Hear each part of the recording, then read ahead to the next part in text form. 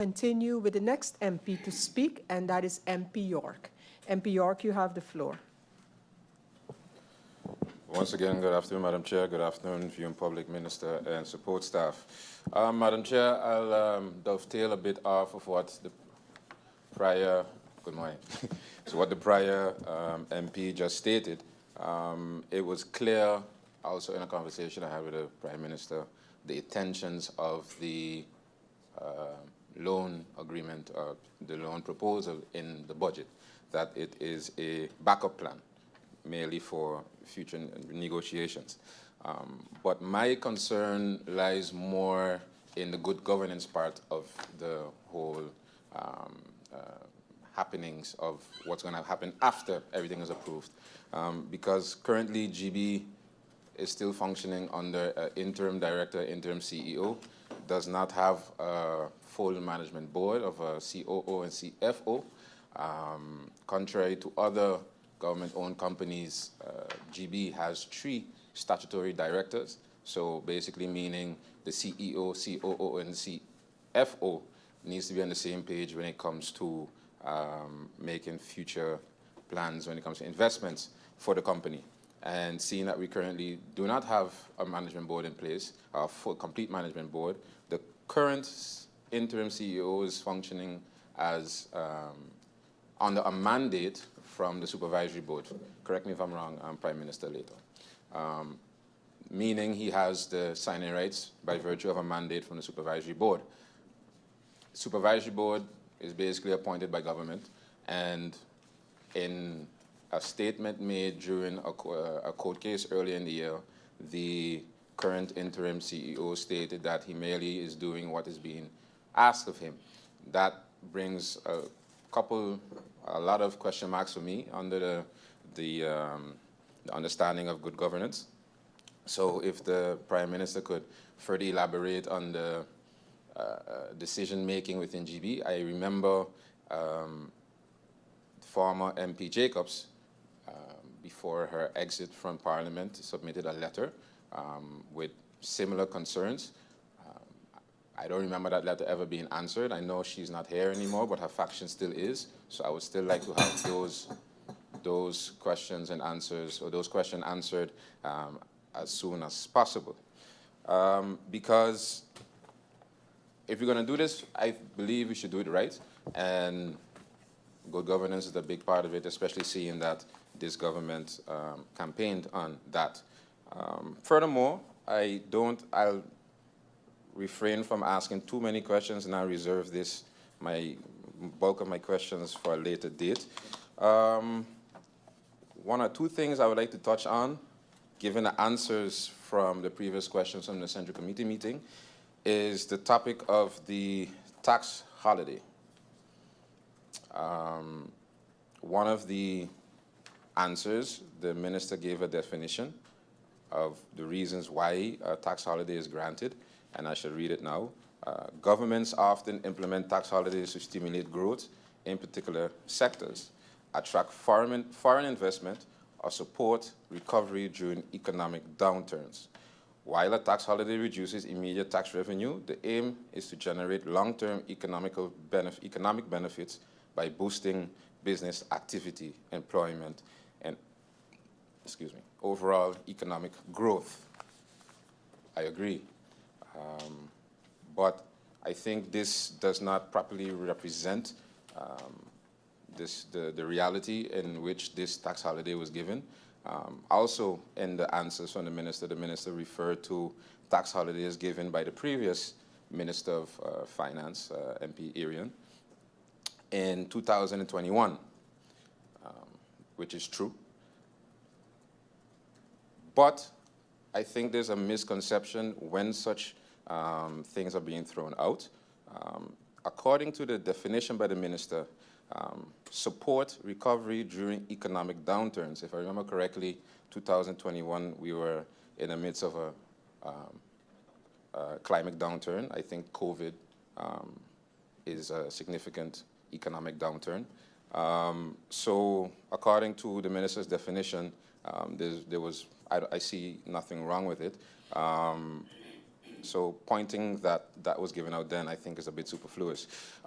In the current reality that we're living in right now, the current, according to the minister's definition, attracting foreign investment. I have an article here from dated July 4, 2023, which states with the title, St. Martin places second on the Investment Climate Index. Newcomer St. Martin on the 2023 Caribbean Investment Climate Index of Economic Bureau of Amsterdam, EBA, conquered second place right after Aruba, Curacao placing seventh. I think this is a clear indication that St. Martin is in a state where foreign investors need us more than we need them in certain areas. So to say we're attracting, or we attracted this foreign investor would be very inaccurate. Furthermore, foreign investment, this investor actually lives on the island. And to attract something that already was halfway finished building, I think misrepresents the reality of the situation. So I still have my concerns on the awarding of this tax holiday, especially seeing the time during election campaign time. I don't think that properly represents the definition given by the minister. Next thing, I posed the question to the Finance Minister, Minister of Finance, through you, Madam Chair, as well as the Minister of TIAT, concerning lottery booths. And I think it was a bit construed, I may have it wrong, but I think the Minister of Finance said that, through you, Madam Chair, that she'll be taking it up with the Minister of TIAT. I'm glad to hear that. My question is, when can I get back to the good ministers about my questions pertaining to the lottery booths, the lottery booth inquiry about a potential moratorium and the sentiments on said lottery booths. So I understand you guys have to caucus, but my question is merely, when can I get back to you guys? Because I don't want to ask the question too many times and you guys aren't ready for it as yet. So with that being said, also I inquired on the installation of the air conditioning and the LB Scott Sport Auditorium, an initiative by the ministers of ECYS and TIAT. I was told that advice is currently making its rounds, and once that is done, that a decision will be made. So to avoid me asking 10 times like I did with the throughput fee, I would like to know when can I get back to the minister pertaining to the decision being made, or when can I expect, or is the minister expecting the advice to be ready? Furthermore, I have a multitude of questions as it pertains to the Ministry of ECYS. Given the answers that were given from my previous questions, I'm a bit disappointed in the level of the answers. I know a couple of the staff in the ministry very well, and I know that they're very, very, very capable of giving better answers than the ones that were given. I'll just chalk this up to lack of challenging leadership that, yeah, I got the answers I got, basically the state of affairs currently. So I'll refrain from asking or going delving deeper into those questions, and I'll wait on the incoming minister to do her thing, and I'll get back to those questions at a later date. I do, however, have a couple questions as it pertains to DPE. DPE being the entity that is over the school management teams of the various schools. Madam Chair, through you, I am aware that the school, and people might think, why am I asking questions about DPE? And basically the personnel budget and of the schools all falls within the purview of the budget, and hence my questions of DPE. DPE resides over the school management teams. My question is, I know that DPE evaluates the principals and the management and the principals and the management teams of the various schools, top-down evaluations. But my question is, does the ministry believe in bottom-up evaluations? And is the ministry aware of the sentiments, the general sentiments of the school management teams towards DPE? As well, what is the ministry's stance on the current working or functioning of the entity DPE?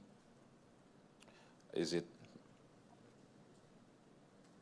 functioning perfectly, well, okay, room for improvement, bad? I'm curious to know, because in caucusing with a couple of the school management teams, I was made aware of a couple concerns and a couple experiences and realities that they're currently functioning under. And without having to name everything right now, I'm concerned to the exact workings within the department of DPE, which leads me to the following questions. How many persons work within the department? So not how many people fall on the DPE, but how many people work within the department? How many people work in the HR side of the department? How long has these people been in service in their current function? And basically, one second.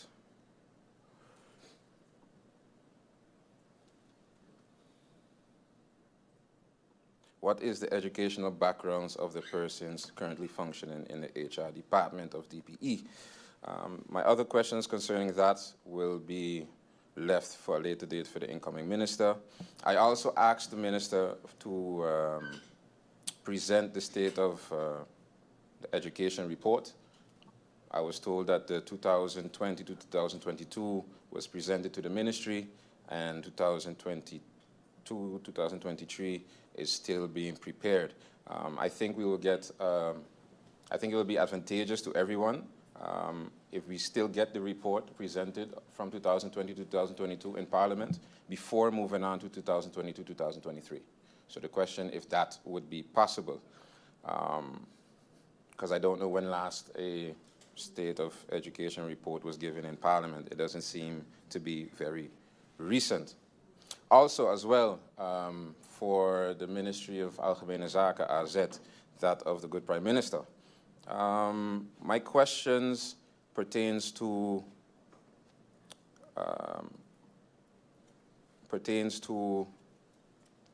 the inloopschaal. The inloopschaal, that is a contract structure that is granted to newcomers within the civil department. MP York, I'm sorry to interrupt you, but I need your indulgence to just remember that last question, and then I'm going to adjourn just for 3 minutes, and then you continue on. But we're keeping track of your time. I thought I did something wrong again. Yes, we're keeping track of your time. So MP, just finish that question there, please, the one that you were just stating. Yes. And then I'm going to adjourn for 3 minutes. Okay. So please finish that question that you started with. Okay. Thank you, MP York. So my question concerning the inloopschalen, my questions concerning the inloopschalen, how many people, can I get an overview of ministry, across all the ministries, how many civil servants currently are functioning under inloopschaal? And as well, secondary to that, how many years have they been functioning under their current inloopschaal? And last question concerning the inloopschaal, what is the exact function of the inloopschaal? How long is it stipulated that someone can find themselves under the inloopschaal? Thank you, Madam Chair. Thank you very much, MP York, and I know you're not finished yet. That will be taken into account. Right now, ladies and gentlemen, we're going to adjourn for 3 minutes. Meeting adjourned.